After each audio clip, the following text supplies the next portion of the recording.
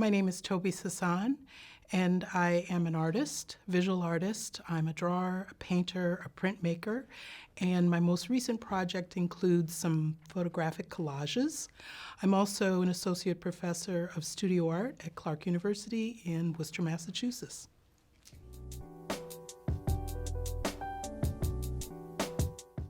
Oh my goodness. First of all, stranded on a desert island, I'm not sure that I would need any special tool.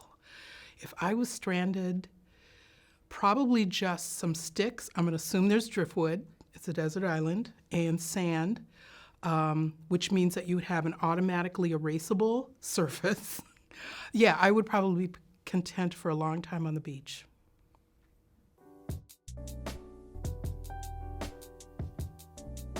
I was a non-traditional student in art school. I started at midlife. After having many decades of being in the hospitality industry. I was a bartender, but I was a frustrated artist for a very long time. I eventually started art school in my 40s, my first real experience with college, and I fell deeply and madly in love with making all the time.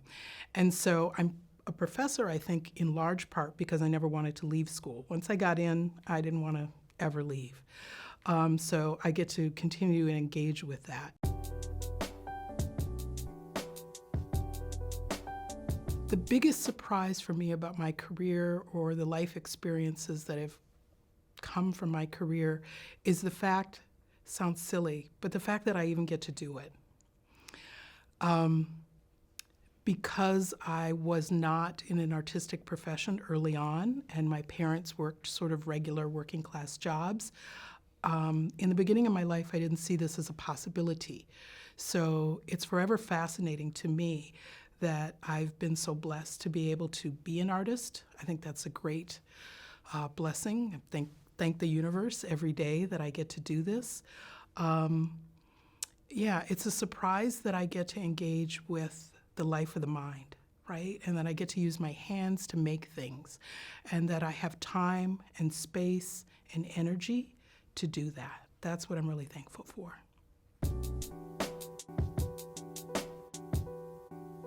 Race and ethnicity, place, history, heritage, ancestry are all integral parts of my practice because being biracial, I'm often thinking about who I am in relationship to the rest of the world.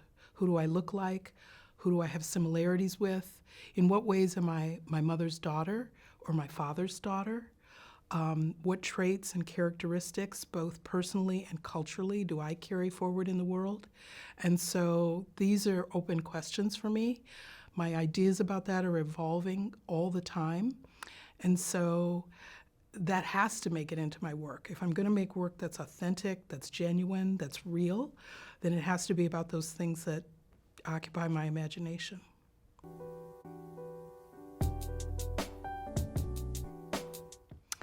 The Practitioner Fellowship has impacted my practice in multiple ways.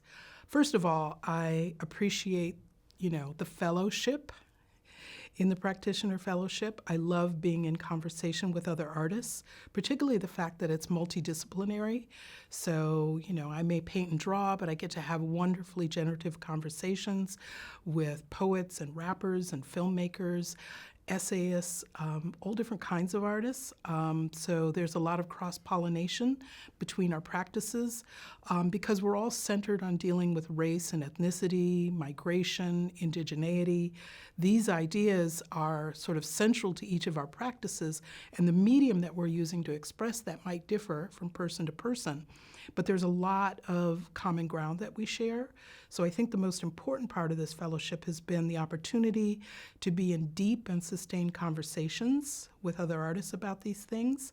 And I'm also really excited about the possibility that this will carry on beyond the discrete period of the semester where we're directly engaged.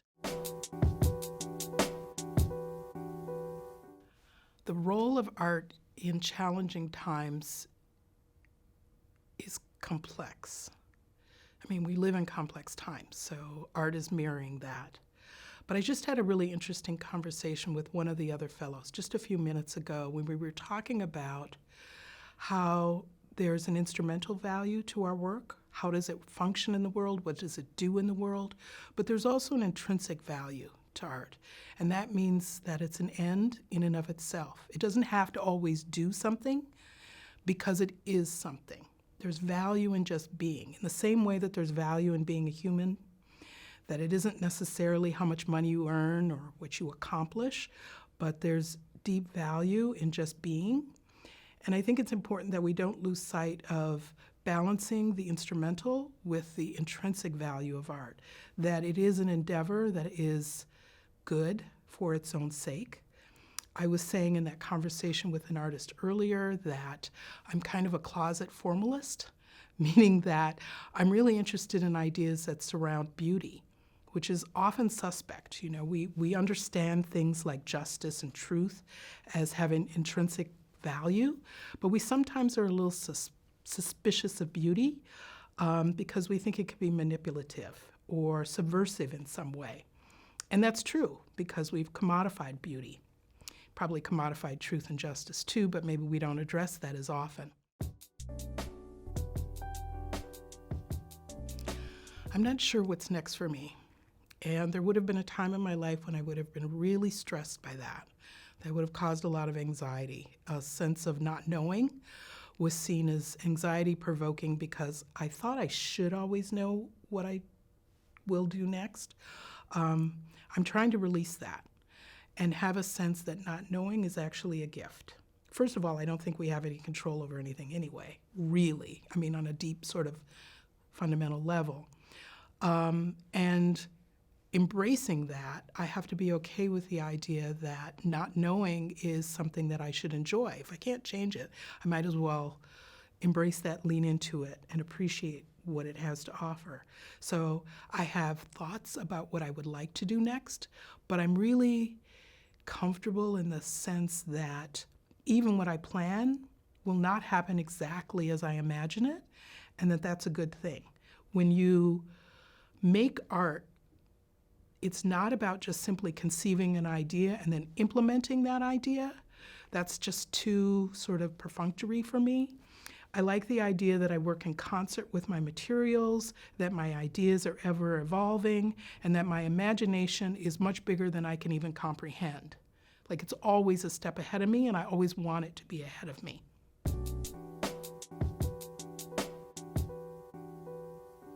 Well, this is kind of selfish, but, well, maybe it's not.